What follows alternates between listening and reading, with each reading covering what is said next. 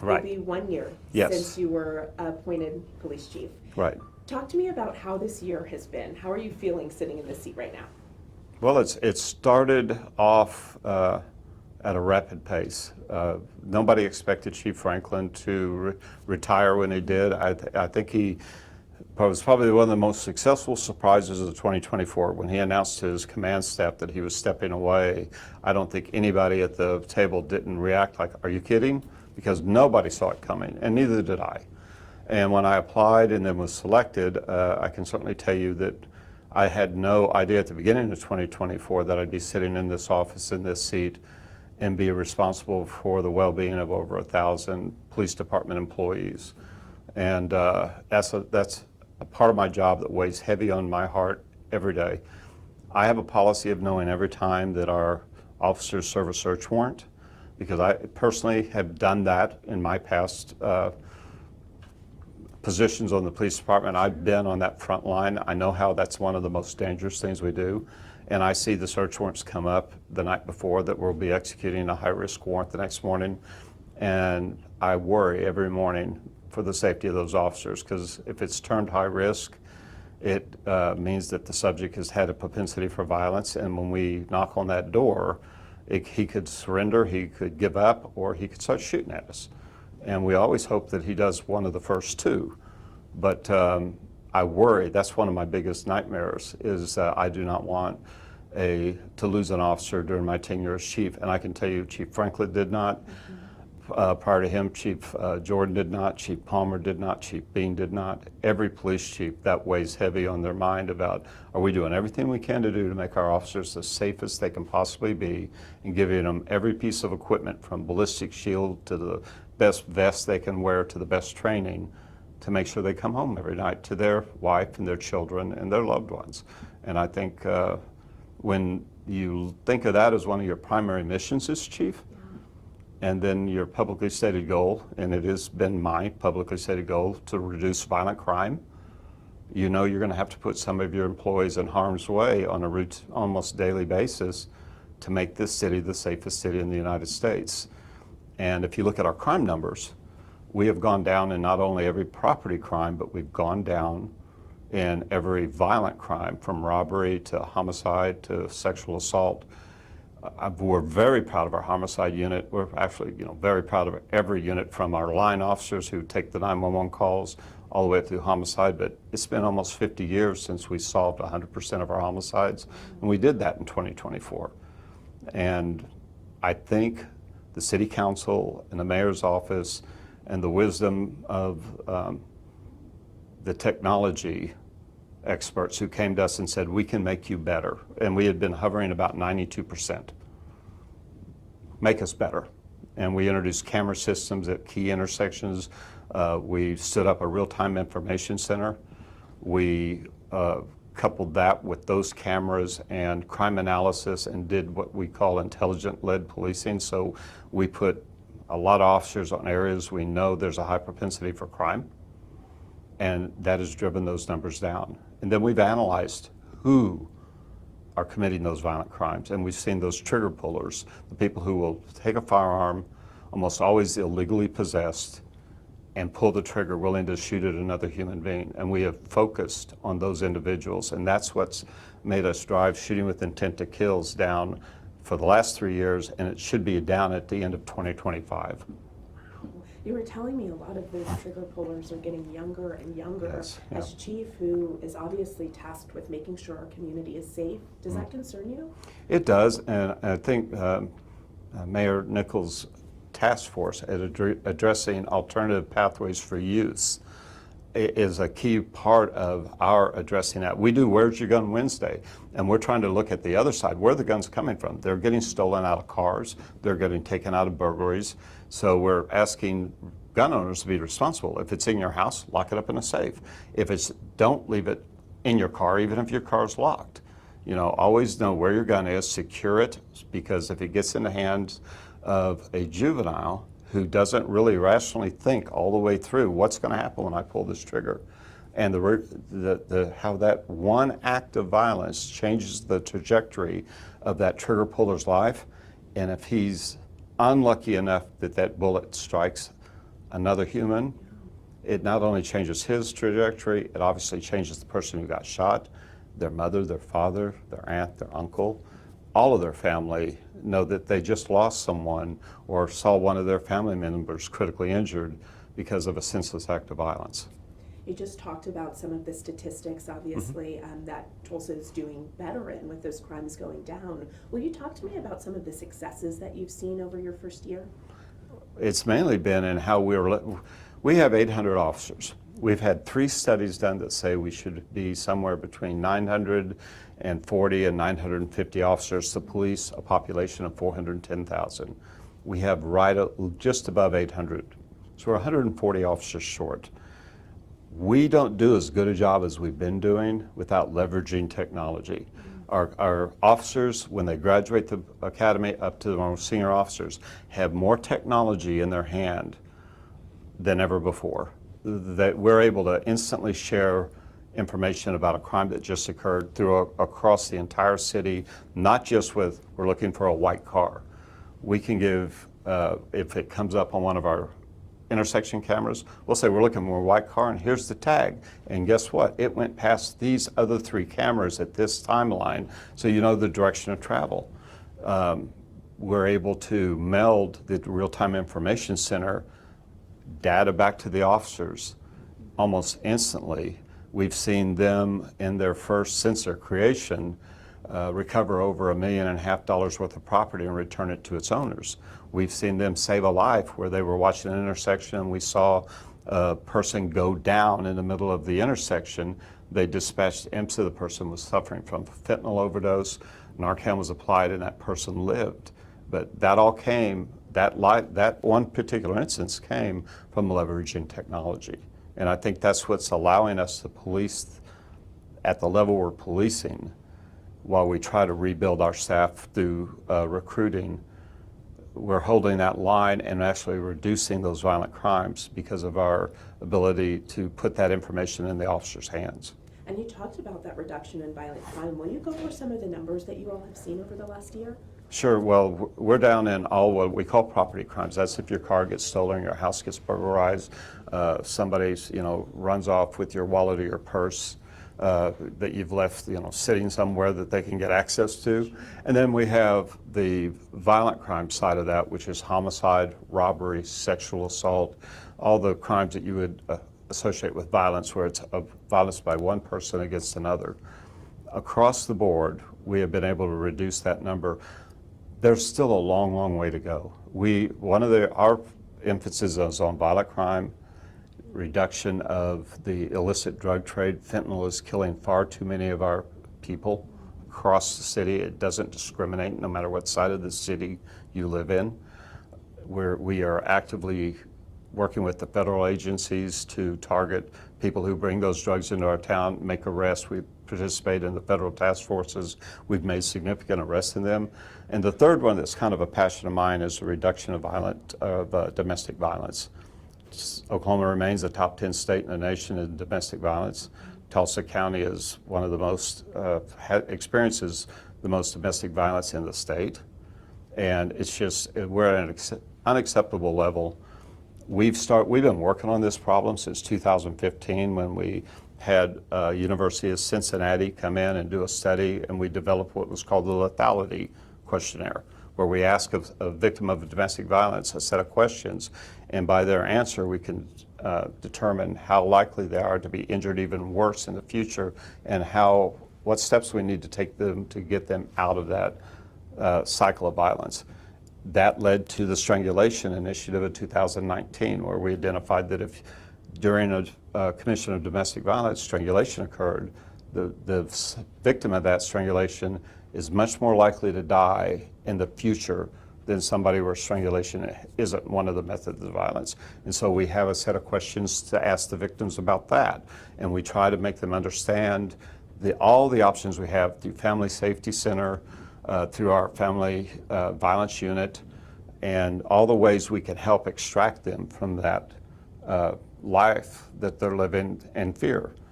But we have to do better. So we're right now currently engaged with some PhDs out of Washington, D.C., who's looking at how on the most violent of those domestic violence that result in homicides, can we predict that violence in the future when we look at just a domestic violence call, and what steps can we do to reduce that? And I know for officers, those domestic violence calls can be really tricky for them. They are very tricky. Obviously, if you go to some place where two people have been involved in an assault, that one of those two has already shown a propensity to be able to strike or hit or try to injure or hurt or kill another human. Now you introduce an officer into that, and he's trying to gauge what's going on, gather all the information, and unfortunately, it's one of the most violent situations we put our officer in. And if you think about this, in every domestic violence situation, there's a gun involved. If one of the two parties who are fighting don't have a gun, when we arrive, we bring one into it. And so our worst case scenario is that one of the two parties tries to fight with our officer and try to take his gun away from him. We do extensive training on firearm retention. We've never had that happen yet, but it's something that we realize that there's a gun in the room every time an officer walks in the room, because we have to be ready to address that if one of the two suspects has a gun, that we have to be able to defend ourselves and also the victim of the domestic violence. Absolutely. I don't think I've ever thought about it that way. Yeah, every time.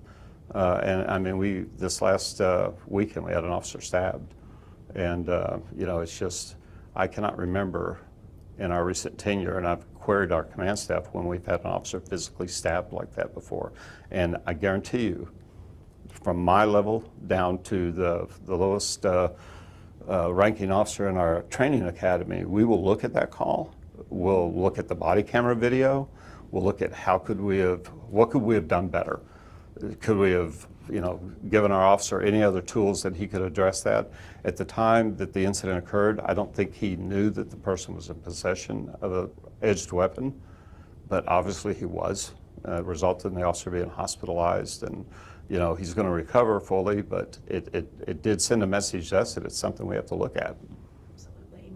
I know that you have been a part of this department for decades. I want to talk a little bit about your trajectory to get here to Sure. Chief. What brought you to Tulsa, brought you to the Tulsa Police Department? I've had the same answer actually for 47 years. I hate being bored. And one of my sons is an ER doctor, and I think he shares that DNA with me, because one of the things I've talked to him about is when I sat down in a police car when I was 22 years old, and you never know what's going to come out of that radio. Is it going to be somebody ran over my mailbox? Is it going to be a car accident? Is it going to be sexual assault in progress? Is it going to be shots fired? You never know. No 2 days are the same. And I like that mystery of, I don't know what I'm going to do today. I'd have made a horrible accountant where I sat down every day and had to balance a spread of numbers. I like that mystery. And when I was talking to my youngest son, who's the ER doc, he says, you never know what's going to walk into an ER. From a car crash to a stabbing victim to a gunshot wound, you never know. And I think that's what has always attracted me. And then as I got experience through the police department, obviously you were here interviewing me on the Oklahoma City bombing. The year I got married, I was applying to go to our vice narcotics unit at our special investigation division because I was working street crimes, and an opening came on the bomb squad, and I asked my wife, I want to do one of these two, and she said, she actually said, be a bomb technician because nobody has bombs in Oklahoma. That didn't quite work out that way. So it turned out to be one of the most active 10 years our bomb squad's ever had. So, but again, you never know what the next day's job will bring. And then I was extremely happy running the bomb squad. Extremely happy. And I jokingly say, then I got dumb and promoted. Because it has always been to look for the next challenge. And the next challenge was obviously to go from, back then it was a sergeant to a lieutenant to a captain to a major to a deputy chief to a chief. I was quite content being the deputy chief of investigations. I love that. We had slowly been raising that solve rate for homicides, getting from 88% up to 92 to 94%, and then the magic number in the last year where we put that last layer of technology on there. And don't take away for one moment the expertise of the human factor. I worry about one of my homicide detectives retiring because right now that unit's running like a fine watch. It doesn't miss a tick. It just keeps on smooth. They are just, a group of brilliant detectives. And I worry that if one goes, well, I'm going to, go retire, I've got to find somebody to drop into that slot who makes the watch not have one hiccup. It just keeps running as smooth as silk. And when I was Deputy Chief of Investigations, as we would change people out, we were always trying to make sure we maintained that level of excellence. And we have. And I don't see that changing in the future. Absolutely. That's so interesting to hear your trajectory and your story over all of those years. We talked a little bit ago about successes. What challenges have you seen over the last year? The challenges are mainly that recruiting and getting our numbers up. I mean, we know we need 940 officers to do everything we want to do. We have a vibrant, growing entertainment district downtown. We have a retail district along the 71st Street corridor and other parts of the town, and new manufacturing coming into the city. So, a couple of huge announcements in the last week. And we realize when somebody says we're bringing 3,000 people to Tulsa to work, or we're bringing this much into the area, the geography that we police, that presents a challenge to our department. So recruiting is probably one of the biggest challenges my predecessor faced, I still faced. We're hoping we're seeing the turn. Every academy has up to 30 slots in it. Okay. We have not had a full academy since the pandemic. Of our September class of this year, for the first time since the pandemic, we have 30 qualified individuals to start that academy. Wow. So every seat will be full. That's a game changer for us because now we have to sustain that momentum because we know that we're constantly going to have retirements. We're going to have constantly people who do the job for a while and go, this just isn't my life's passion, and step away.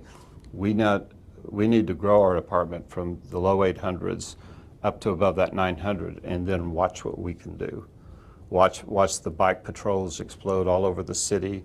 Watch the entertainment district have more men and women walking through the area every night.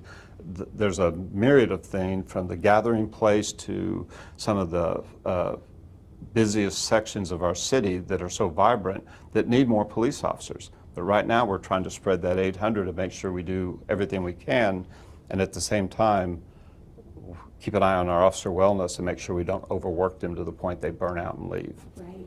So, is that September? Was that past September or this upcoming September? This coming September. Okay. This coming September, right now we have 31 viable candidates.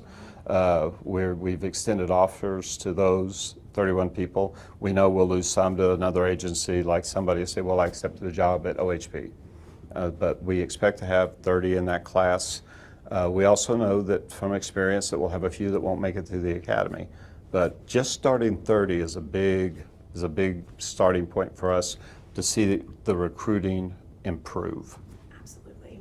And I love how you mentioned earlier that you were attracted to this job because it's different every day. As chief, do you still find that you're seeing a different challenge or something different happening every day here? Definitely, and mainly because as anything below my rank, you have, like I was over investigations, and we have a bureau chief over operations. That's everybody in a uniform that drives a marked unit, and we have a deputy chief over administration. We have almost 300 civilian workers. So you had your special units, but you didn't have to worry about all. This office worries about all. Do I have enough 911 call takers? Do I have enough people in my forensic laboratory to process all the DNA and fingerprint requests? Do I have enough vehicles to put a man in every car and spread them throughout the city in a way that gives us the best police coverage? You have to look at not just the uniforms, our detectives, our laboratories, our property room. When you step into this office, you don't have one area of the department any longer. You have the whole shooting match. And you're constantly trying to look at it, improve your service in each area, and go to the city council and the mayor and say, this is what we need to be the best we can be. And that's my job now, is to always see that the officers have everything they need to deliver the quality of service that our public demands. Was there anything that surprised you when you sat in the seat?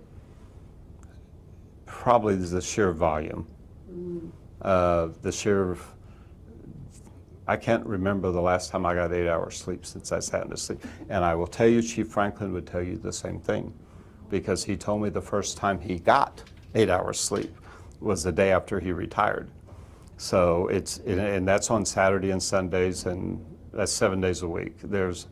You're always aware of what the department's doing. On the weekends, you're aware of what's going on in the entertainment district, and you're aware that Mayfest is going on. You're aware that there's a marathon being run, and you're checking your phone to make sure, do we have the right staffing in place, and do we have the right public safety equipment that each one of those events that Tulsans have come to expect to go to and enjoy the event goes off without them realizing the police are there to make sure that they're safe. That's the perfect scenario. We run a 26-mile marathon, and other than the people thanking the police, they go by on the intersections. That's all they do. They don't realize that that's literally a month of planning to make sure 26 miles of street are secure, and nobody pulls out in a car, and nobody endangers a runner's life. And then when it all happens and everybody has a great day, then we have a good day. I can only imagine your mind must be just spinning all the time. Pretty much.